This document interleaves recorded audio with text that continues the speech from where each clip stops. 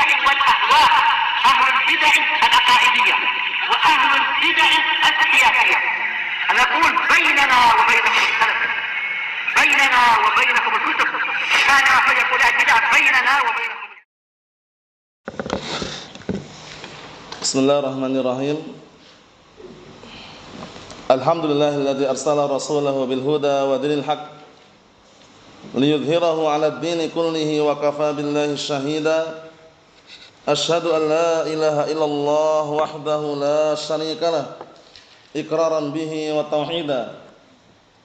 Wa asyhadu anna Muhammadan 'abduhu wa rasuluh sallallahu alaihi wa ala alihi wa sallama tasliman mazida la nabiyya ba'dah. Ikhwani fid din, a'azzani wa a'azzakumullahu jami'an wa barakallahu fikum. Kita lanjutkan bacaan terhadap kitab Silsilah Rasail karya Asy-Syaikh Muhammad bin Abdul Wahhab rahmatullahi alaih yang disyarah oleh Asy-Syaikh Shalih Fauzan asbahullah. Sekarang kita masih berada pada artikel yang berikutnya, yaitu artikel yang berkaitan tentang tafsir kalimat tauhid. Penjelasan seputar kalimat la ilaha illallah. Jadi setiap saat, setiap waktu ketika antum mendengar lafaz la ilaha illallah, pastikan antum sudah memahami tiga perkara: maknanya, rukunnya, dan syarat-syaratnya. Karena itu penting, bukan sekedar ucapan saja, tapi rukun-rukunnya dihafal, syarat-syaratnya dikondisikan, maknanya jangan terluputkan. Maknanya apa? La ilaha illallah, la ma'budu bihaqqin illallah. Naam, tidak ada sembahan yang berhak untuk disembah kecuali Allah Subhanahu wa taala. Rukunnya ada berapa rukunnya? Rukun la ilaha illallah ada berapa? Antum? Rukunnya dua, ya Wak? Apa dan apa? Ewa? Wal? Ewa, an-nafyu wal isbat. An-nafyu peniadaan, al-isbat penetapan. Ada pun syaratnya, ada berapa syarat? Yang sudah kita lihat berkali-kali, Hafidz. 8 syarat. 8 syarat terkumpul pada pantun yang sangat indah yang sering dilantunkan berkali-kali. Antum hafal pantunnya? Hafal belum? Antum hafal pantunnya? La ba'as. Sudah hafal pantunnya antum?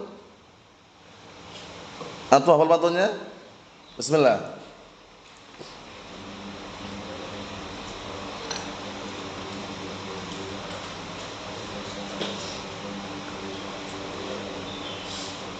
Naam, ahsan, barakallahu fiik. Pantunnya dihafalkan ya yang belum hafal.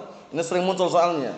Ilmun, yakinun, wa ikhlasun, wa sidqu kama' mahabbatin, wa inqiyadin, wal qabuli laha, wa zida thaminuha, al-kufranu minka bima siwal ilahi minal awsani qad ulliha.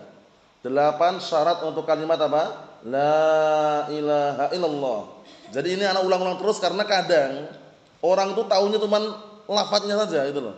Rukunnya dia enggak tahu, syaratnya pun enggak hafal misalkan, maknanya pun enggak tahu.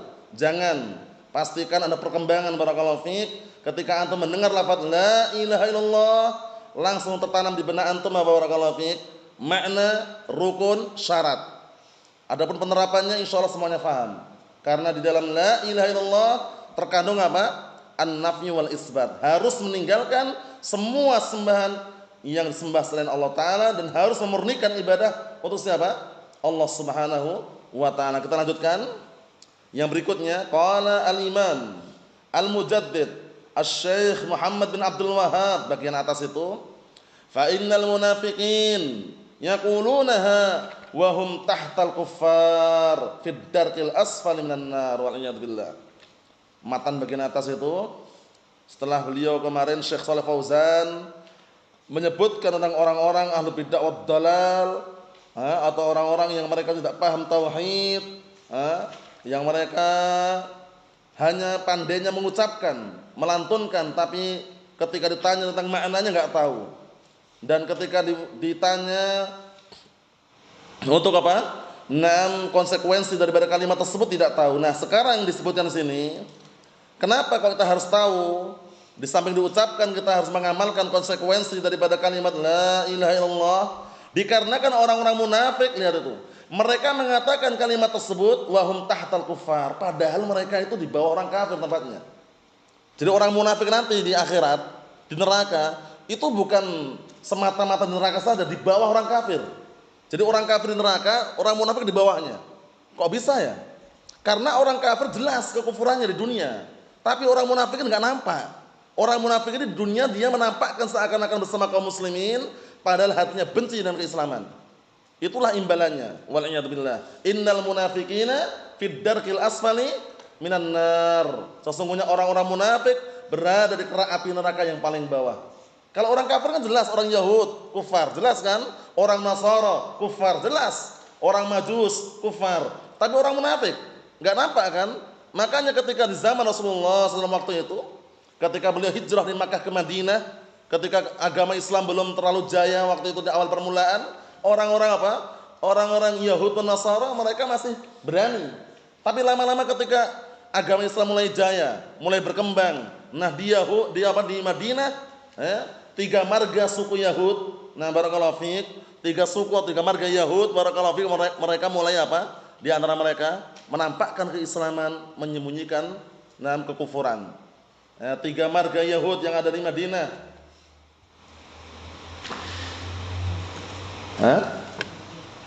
Banu Nadir, 2.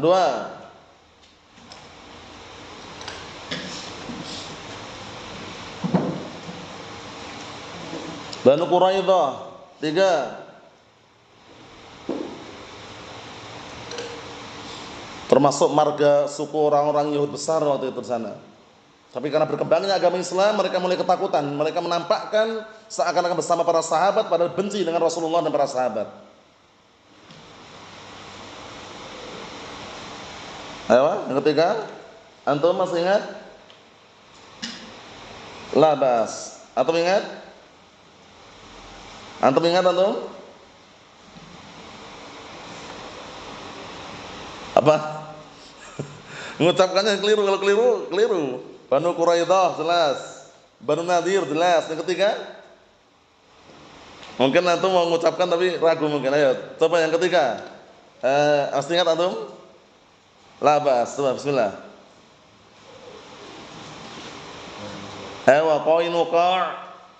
Qainuqa' itu. Banu Qainuqa'. Lafadznya gitu memang tulisannya.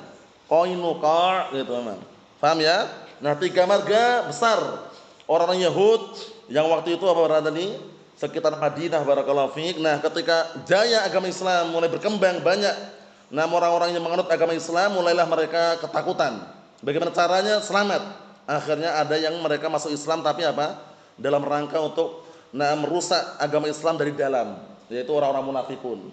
Menampakkan bersama para sahabat ketika jihad, berangkat perang, walaupun nanti sampai tengah perjalanan pulang lagi, menggembos-gembosin orang yang berjihad bersama Rasulullah SAW. Lihat itu. Makanya tempatnya di mana tempatnya? Di bawah orang-orang kafir. Qala Asy-Syaikh Shalal Fauzan atsabahullah, al-munafiqun alladzina hum fid darkil asfal minan nar. Orang-orang munafik yang mereka berada di kerak api neraka yang paling bawah. Ini orang munafik nifak apa ini? Yang dikafirkan para ulama dan berada di kerak api neraka yang paling bawah ini orang munafik yang nifaknya nifak apa ini? Nifaknya nifak i'tiqadi atau amali? Antum? Yang nifaknya nifak i'tiqadi atau nifak amali? Kan ada nifak amali, nifak i'tiqadi. Yang mana ini? Yang i'tiqadi atau yang amali?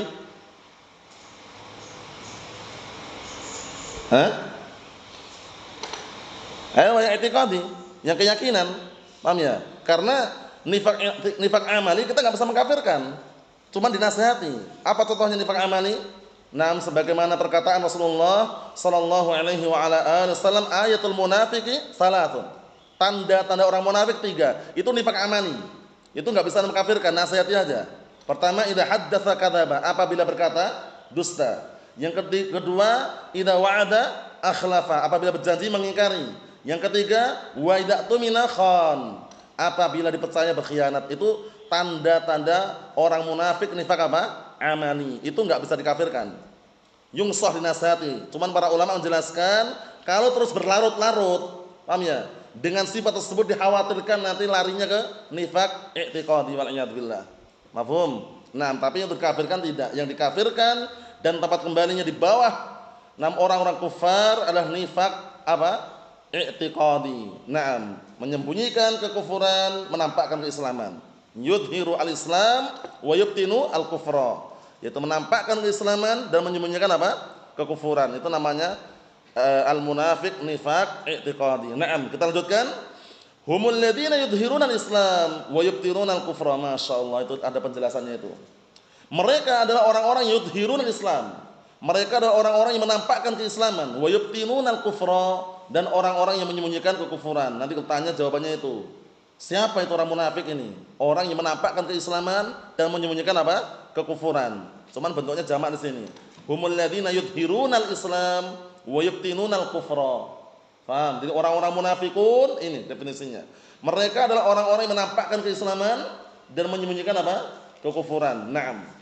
Li'annahu lamma hajara an-nabiy sallallahu alaihi wasallam ila al-Madinah, dikarenakan waktu itu tatkala Rasulullah sallallahu alaihi wasallam hijrah ke Madinah, wa sara haulahu al-muhajirun wal ansar wa qawiyal Islam, lihat ini. Dan kemudian waktu itu barakallahu fikum menjadilah di sekeliling Rasulullah SAW itu ada orang-orang muhajirun, orang-orang ansar, dan menguatlah agama Islam. Dan menguat apa? Agama Islam. Naam. Orang muhajirun, orang hijrah dari Makkah ke Madinah. Orang-orang ansar, penduduk asli Madinah yang menyambut hijrahnya Rasulullah SAW. Mafhum? Nah, pertanyaan, mana yang lebih afdal? Orang-orang muhajirun atau orang-orang ansar? Antum? Orang ansar atau orang muhajirun yang afdal? Muhajirun, kenapa? Nah itu. Karena itu sebabnya. Kalau afdalnya afdal muhajirun ini kenapa? Gitu. Ingat gak? Apa? Ingat? Labas. Antum tahu jawabannya? Antum ingat jawabannya? Tahu?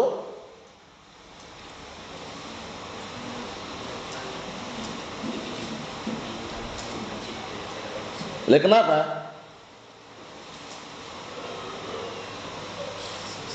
Susah lah bahas.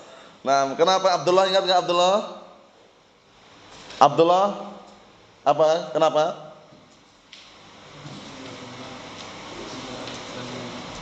Naam, li'annahum jama'u bainan nusrah wal hijrah. Dihafalkan itu. Jadi al-muhajirun afdal minal ansar. Orang-orang muhajir itu lebih afdal daripada orang-orang ansar. Kenapa? Karena li'annahum jama'u bainan nusrah wal hijrah. Karena mereka mengumpulkan antara menolong Rasulullah dan hijrah bersama Rasulullah sallallahu alaihi wasallam. Itu jawabannya itu. Sedangkan orang ansar kan mereka penduduk asli Madinah. Iya enggak?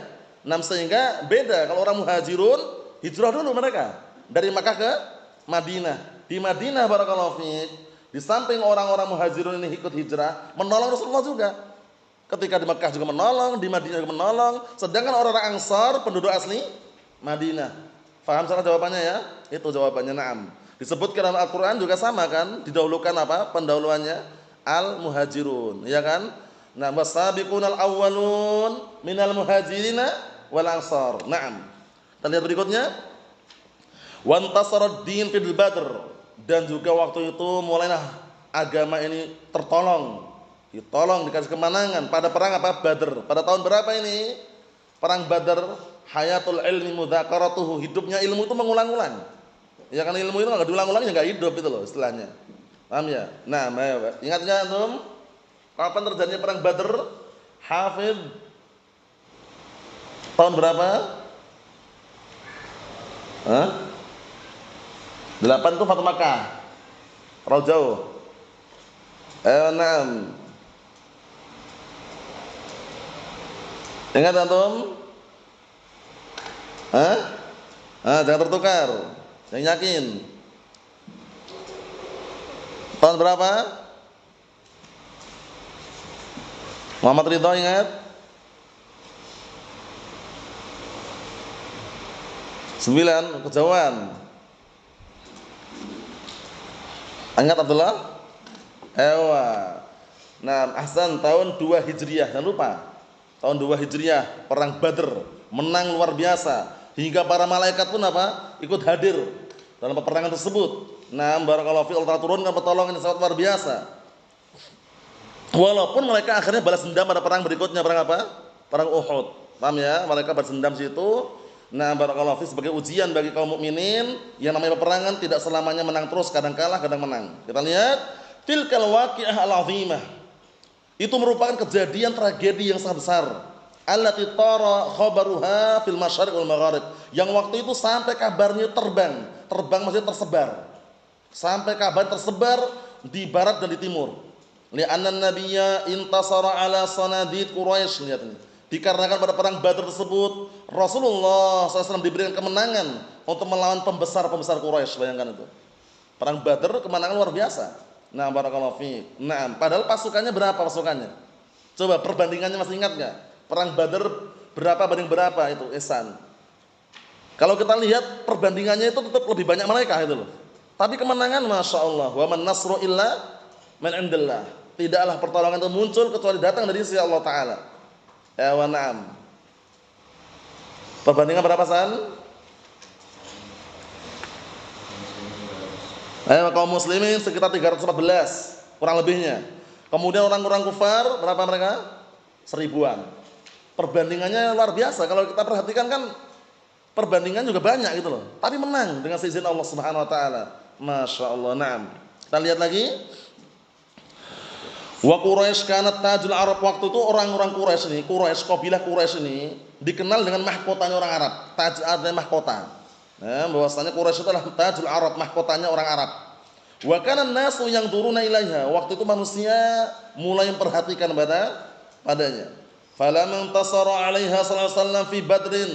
Kemudian tatkala Rasulullah SAW diberikan kemenangan pada perang Badr, wa qutila ru'usuha, dan telah terbunuh pemimpin-pemimpin mereka. Inda dzalik, pada tragedi peperangan tersebut, qalal munafiqun, lihat ini. Orang-orang munafik mulai mereka berkoar-koar nih. Mereka mengatakan, nahnu waqa'na fil Madinah bainal muhajirin wal ansar wa ma'ahumur rasul, lihat ini. Kami waktu itu ketika terjadi, kami di Madinah, berada di tengah-tengah orang-orang muhajirin wal ansar gayanya. Padahal mereka tuh sebenarnya kepanasan, mereka kalah gitu loh. Cuman orang munafik ini karena biar enggak nampak, itu seakan-akan kami ini bersama orang muhajirin wal ansar kami ini. Cepat lihat ya. Wa ma'ahumur rasul, dan bersama mereka ada rasul katanya. Wa mata na'mal, dan apa yang kita perlu lakukan katanya. Nah, laja'u ila hilah, lihat. Mereka larinya kepada hilah, tipu muslihat. Biar enggak nampak kalah, mereka akhirnya apa? Nah, barakallahu fiik, mereka mengatakan kami bersama orang-orang muhajirun dan orang Ansar di Madinah katanya. Padahal kalah gitu loh. Buktinya nanti kalau perang Uhud, mereka senang. Karena perang Uhud kaum muslimin diuji dengan kekalahan gitu loh. Nah, wa hiya annahum yudhiruna al-islam min ajli an ya'ishu ma'al muslimin, lihat ini. Bahwasanya orang-orang munafik waktu itu menampakkan keislaman dalam rangka apa? Dalam rangka agar bisa hidup bersama kaum muslimin. Lihat ini. Agar apa? Bisa hidup bersama kaum muslimin. Wa yuhafidhu ala dima'ihim wa amwalihim. Tujuan mereka apa? Agar mereka bisa menjaga darah-darah mereka dan harta-harta mereka. Aman memang. Paham ya? Tapi di balik itu tempat kembalinya mana? Tempat kembalinya di kerak api neraka yang paling bawah, waliyadzubillah. Nah, jadi mereka cuma apa? Mengambil kesempatan dalam kesempitan. Allah musta'an. Sebenarnya mereka kalau dibasmi, dipadamkan langsung mampu gitu. Cuman Rasulullah kenapa menahan? Nah, ini pertanyaannya, jawabannya siapkan. Kenapa Rasulullah menahan tidak membunuh orang-orang munafikin? Padahal mampu enggak kira-kira? Mampu, kekuatan ada. Kalau mau dipadamkan bisa padam waktu itu. Cuman kenapa Rasulullah meninggalkan untuk tidak memadamkan mereka, tidak menghabisi mereka dan membunuh mereka? Jawabannya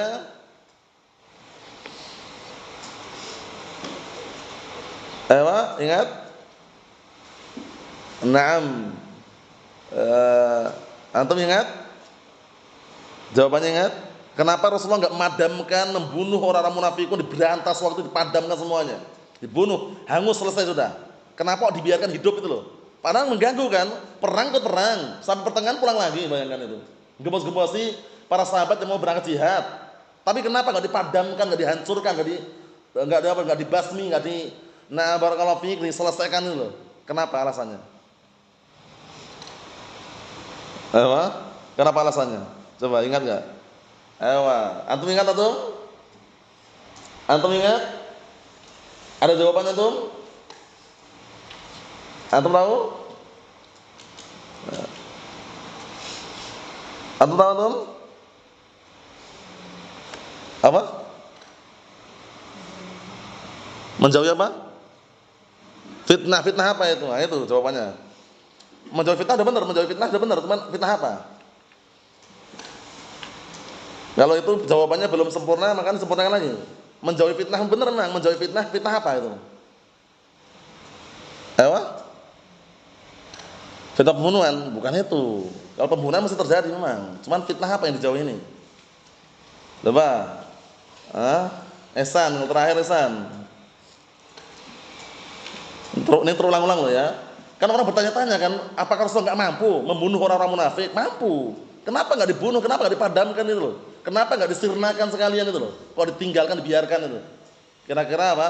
Kata Muhammad tadi untuk menjauhi fitnah. Fitnah apa? Naam, ahsan gitu. Fitnah tuduhan bahwasanya Nabi Muhammad bunuh sahabatnya sendiri. Kok bisa? Karena orang-orang munafik ini kan berselimut mereka. Mereka musuh dalam selimut. Jadi mereka berselimut seakan-akan para sahabat itu. Ya enggak? Sehingga kalau Rasulullah bunuh mereka, tersebar di luar inna Muhammadan qad qatala ashabah. Nabi Muhammad bunuh sahabatnya sendiri. Padahal yang dibunuh orang munafik. Bisa dipahami? Nah, karena khawatir muncul fitnah itu, dibiarkan orang munafik. Padahal di situ ada pemimpinnya yang sangar ya. Sangar, bengis, kurang ajar, suka menebarkan fitnah, kowar-kowar di mana-mana. Siapa itu? Abdullah bin Sabah, bukan. Namanya Abdullah, anda tahu? Abdullah itu Abdullah bin siapa? Ayo, jangan tertukar ya. Abdullah bin Ubay bin Salul, lihat itu. Tapi dibiarkan karena khawatir timbul fitnah. Fitnah apa? Fitnah ucapan manusia bahwasanya Muhammad bunuh sahabatnya sendiri. Sudah paham ya, itu alasannya ya. Jadi nanti kalau misalnya ada pertanyaan, kenapa Rasulullah tidak menghancurkan, memadamkan, menghabisi orang-orang munafikun waktu itu? Nah, barakallahu fi li husulil fitnah, dikarenakan khawatir terjadi fitnah. Fitnah apa? Fitnah ucapan manusia di luar sana bahwasanya Muhammad bunuh sahabatnya sendiri. Mafhum? Naam. Berikutnya kita ambil dikit lagi, perhatikan baik-baik. War Rasul sallallahu alaihi wasallam laisa lahu illa dhahir. Sedangkan Rasulullah SAW beliau tidaklah menghukumi kecuali dhahirnya. Iya kan? Dhahirnya bersama para sahabat ya udah itu. Perkara batinnya itu urusannya dengan Allah Taala kan. Makanya ketika Usamah bin Zaid radhiyallahu anhu, ketika waktu dalam peperangan ada salah seorang musuh yang apa? Mengucapkan apa? Mengucapkan kalimat la ilaha illallah, dibunuh langsung oleh Usamah bin Zaid. Sudah mengucapkan padahal ya, sudah mengucapkan, dibunuh oleh Usamah bin Zaid radhiyallahu anhu. Akhirnya Rasulullah apa? Dapat laporan. Beliau marah alaihi wassalam. Ya Usamah, aqataltahu ba'dan qala la ilaha illallah? Wahai Usamah, kamu bunuh dia padahal dia sudah mengucapkan kalimat la ilaha illallah.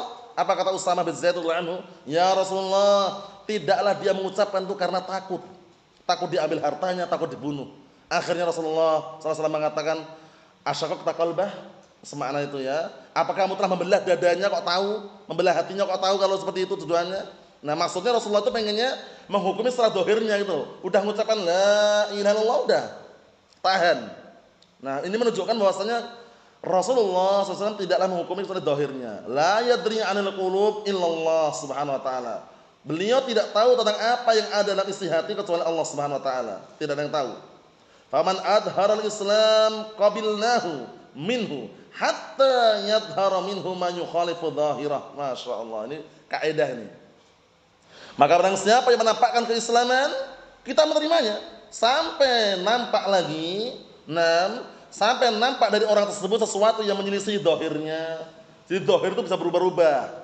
Kalau dohirnya yang ini kita hukumi, ternyata kok nampakkan dohir yang lain. Dohir yang kedua itu yang kita hukumi. Faham? Dohirnya ketika bersama kaum muslimin senang dia, bersama kaum mukmin senang. Tapi di luar sana mencaci maki, menghina kaum muslimin. Dan dohir yang kedua ini kita bangun. Faham ya? Dohirnya dia bersama Ahlus Sunnah, senyum-senyum. Masya Allah, Ahlus Sunnah itu zuhud-zuhud ya katanya.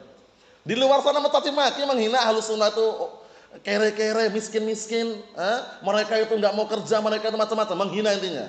Tapi kalau di depan Ahlussunnah senyum-senyum dia, memuji, masya Allah Ahlussunnah itu hidupnya sederhana macam-macam. Di luar sana mencaci maki. Nah, dohir yang kemana kita bangun? Dohir yang pertama atau yang kedua? Yang kedua, hati-hati. Karena al-hukmu ala dhahir.